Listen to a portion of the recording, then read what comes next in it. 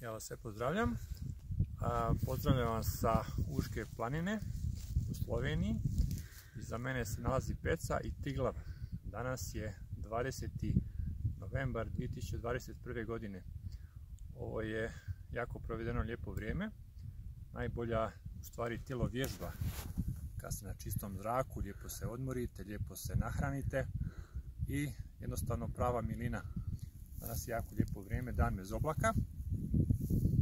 I želim vam samo reći kako možete ovo jako turbulentno vrijeme, jako mučno, vrijeme korone, vrijeme pandemije u cijelom svijetu, kako možete bolje preživjeti.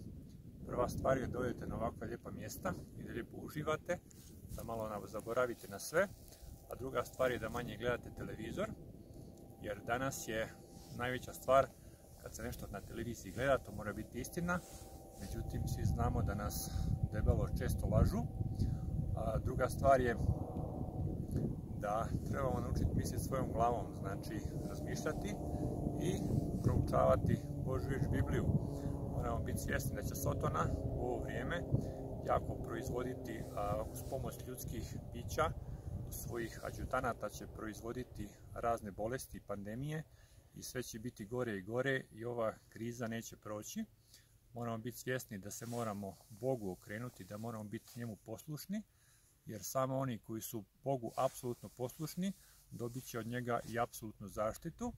Moramo isto tako biti svjesni da moramo proučavati što bolje Božju riječ, jer sve što se ne nalazi u Božjoj riječi, znači sve što je izvan Božje riječi, možemo biti sigurni da dolazi direktno od Sotone.